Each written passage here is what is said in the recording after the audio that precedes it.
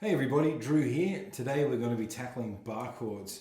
Now I remember when I was learning these, I had a love-hate relationship with them. I loved them purely because I could learn one chord shape and with a couple of variations I could play 48 different chords, which I thought was amazing. I hated them though when I was learning them because it hurt my hand. And that seems to be most people's experience with learning to play bar chords. But the good news is if you persevere through it, make a few little adjustments to your technique, you'll be playing your bar chords in no time, and suddenly you'll be able to play every song that's ever been written. Let's jump into it now, eh? Okay, so the first bar chord we're going to learn is called an E form bar chord. Some people will call it a root 6.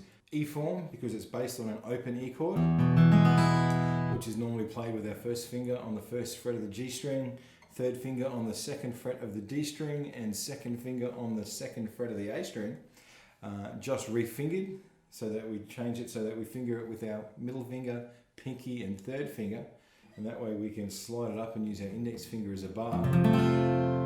The reason for calling it a root 6 is because the root note of the chord, or the tonic, or the chord's name is derived from the first fret on the low E string. So this is the cool thing about bar chords, is wherever my first finger is, whatever fret that's on, that's the name of the chord. So if I've got it on the third fret, it's a G chord. If I've got it up here on the 8th fret, it's a C chord. If I have to play in a key for horn players like B flat, put it on the 6th fret, I've got a B flat chord. Or even the 1st fret, I've got an F. So that's the cool thing about these bar chords, is that we can literally move them up and down the neck.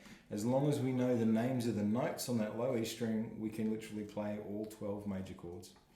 So the way we're going to play this guy, like I said before, is it's like an open E chord, but we're going to refinger it so that our middle finger is on the first fret of the G string, our pinky is on the second fret of the D string, and our third finger, or our ring finger, is on the second fret of the A string. And what we're going to do if we play it in F, we're going to slide up and we're going to let our index finger become the nut. So if we slide up one fret from E, we bar our first finger, our index finger, across that first fret and hold the chords down. And it should sound like that in a perfect world. When you're starting out, it may not sound like that. Don't get discouraged. What you're going to find is you're going to need to twist your wrist around just to try and get the right position so that you get the cleanest sound out of your bar chords. Now, when I first learned these, I struggled with them for a little while, and I found for myself, rather than trying to place my finger flat against the guitar neck like that, I actually fret more with this edge of my index finger. So it's like the outside edge of my index finger. I lean it on the side a little bit. I don't know if you can see this, but my thumb is almost directly behind my index finger. So you've got this sort of a motion happening here. That's sort of a pinching motion between your index finger and your thumb. That's what you want for the bar chords. And just strum it and have a listen. Make sure each note rings out nice and clear. If you get any notes that like that, just check your fingers and just see, am I fretting the note properly? Is my finger as close to the fret as it can be? Am I not quite pressing down hard enough? Just check those things and pay attention to it while you're practicing these bar chords, and you'll nail it in no time. Now that's the major chord.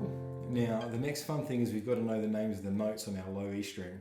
So strangely enough, the open note is an E. Our first fret is an F. Our third fret, or in most people's guitars, the first dot that's on the neck there is a G. The 5th fret is going to be A. That's often where the second dot is. The 7th fret is going to be our B note. 8th fret is going to be our C. 10th fret is going to be our D. Now normally with these guys, if you hit an E major chord, you just play an open E chord. I literally do that by sliding my fingers up and just taking my index finger off. So if I was going to go, say, from B to E, it would look like that. Just remember, a sharp note is you raise a note by one semitone. So if you wanted an F sharp, you'd see F's on the first fret and you'd raise that by one fret. So that'd be the second fret. If you need a flat chord, like for example a B flat, well then you flatten that note by one semitone or one fret. So if we wanted a B flat, just think B is on the 7th fret, we'd flatten that. So we go backwards one fret, And that's going to give us a B flat chord. Now the second part of that is by moving one or two fingers on our fretting hand, we can play a major chord, we can play a dominant 7th chord, we can play a minor chord, and we can also play a minor 7th chord. So if we play that, we'll say in G, so on the 3rd fret, we play our bar chord, our E form bar chord. Nice and easy, should sound like that. To make a dominant 7th or a 7th chord, we simply lift our little finger off and we get this. Nice and easy, too good to remember, brilliant. Now if we want a minor chord, once again we'll do it in G, so 3rd fret. We take our middle finger off. We're going to get a minor chord. And the last one is a minor 7th chord. So to do that, if we play that same G major bar chord, we lift our middle finger off to make it a minor, and then we lift our pinky off, and that gives us a minor 7 chord. So now by learning one chord shape, learning where our notes are on the low E string, learning those 3 alterations to the shape, we can play every main chord that you're going to see in most of your pop music. So we can play major chords, minor chords, dominant 7th chords, and minor 7th chords. So now there's no excuses. You can literally play any song that you've seen out there. Awesome. Well, there's 2 parts to this because we also have A form bar chords that we're going to have a go at today as well. So I can't just give you one chord shape with a few alterations. I'm going to give you 2 chord shapes with a few alterations. So our A form or our root 5 bar chord, as you can probably guess, is based on an A major open chord. And the root note is going to be on the A string or the 5th string. So for this guy, just like we did with the E major chord, we're going to refinger our A chord. Now there's 2 ways you can do this. The way that I actually do it is I bar my 3rd finger. I bar my 3rd finger across those 3 notes of that A major chord, and then slide my finger up with, once again, making my index finger the bar. That's one way to do it. That's how I do it. I got big fingers, so it works good for me that way. The other way that you can do it, if your fingers are a little bit slenderer than mine are, is you can actually refinger the chord so that your 2nd finger or your middle finger is on, in this case, if we're going to play a B flat at the 1st fret, our 2nd finger is going to be on the 3rd fret of the D string. Our ring finger or our 3rd finger is going to be on the 3rd fret of the G string, and our pinky is going to be on the 3rd fret of the B string. And it'll sound like this. Now you've got to be able to get that high E string in there with that chord. So feel free to learn it both ways. Like I said, I tend to play it just by barring my 3rd finger across. If you've got skinny fingers, then feel free to play it the other way. Neither way is right or wrong. They're both just as good as each other.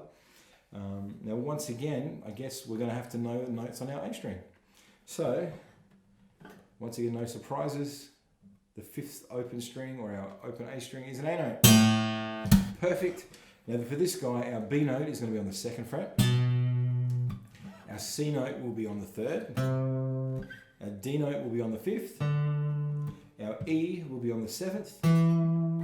Our F will be on the 8th. And then our G is going to be up on the 10th fret. Sharps and flats apply to this, so just remember, if it's a F sharp, we raise the pitch by 1 fret or 1 semitone. If it's a flat, for example E flat, we lower the pitch by 1 fret or 1 semitone. So an E flat, instead of an E on the 7th fret like that, we'd move it down 1 fret and we get an E flat. So far we've learnt our E form bar chords, and we've learnt a major chord, a minor chord, a dominant 7th chord, and a minor 7 chord. And we've just learnt our root 5 chord in a major form. So to play the other guys, we're going to do this. So to finger our minor chord for the A form bar chords, we're going to once again bar our index finger across on the 3rd fret. With our middle finger, we're going to place it down on the 4th fret of the B string. Our pinky is going to go on the 5th fret of the G string, and our 3rd finger is going to go on the 5th fret of the D string, and it's going to sound like this. Beautiful. To get our dominant 7th chord, there's 2 ways to do this. Now, you can either play it like this, or like this. They're both both dominant 7th chords, but I'll show you both ways. So once again, barring our index finger across the 3rd fret, the first way we're going to place our pinky on the 5th fret of the B string, and then we're going to place our 3rd finger on the 5th fret of the D string. It's going to give us the chord like that. That's our 7th note in there. The other way is we're going to bar our chord, so we're going to bar our 3rd finger across the 5th fret. This is the way I do it most of the time. And then with our pinky, we're going to grab, as you can see there, on the high E string, I'm grabbing the 6th fret. And that gives me my 7th chord that way. So the biggest difference between them is one, the first way, the flat 7th note is actually sitting in the middle of the chord voicing. The second way, the flat 7th note is on the top of the voicing. So it just comes down to, in some respects, what's easier for your hands or what you want to hear. Last chord is our minor 7 chord, and if we can play our minor chord, this one's super simple. We simply make our minor chord. So because we're in C minor, or C minor 7 that we're going to play, index finger is barred across the 3rd fret. Our middle finger goes on the 4th fret of the B string, and then our 3rd finger jumps up onto the 5th fret of the D string. Beautiful. And that gives us major, minor, dominant 7th, and a minor 7 chord in our A form bar chords. Now just a little note with the A form bar chords, you can bar all the way across, including the low E string. Often for these guys, I'll actually just mute the low E string with the tip of my index finger. So it gives that nice deadened sound. Of course, if you want to play an alternating bass, sort of, you want to get adept at moving your index finger while you're playing the chords. Other than that, take any song that you know, try and play it with bar chords, and try mixing up from E form to A form and back again, and also try mixing the bar chords up with open chords.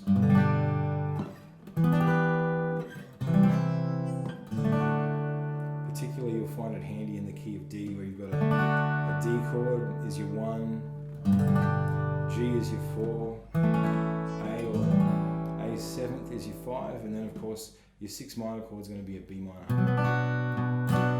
So songs in the key of D are a good one to get used to introducing playing bar chords with open chords as well.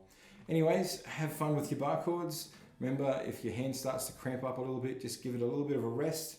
Come back to it later. But persevere with it. It's going to open up a ton of music that you're going to play, and it's going to give you so many more options when it comes to playing chords. Well, have fun, and until I see you next time, keep picking. Catch you later, guys.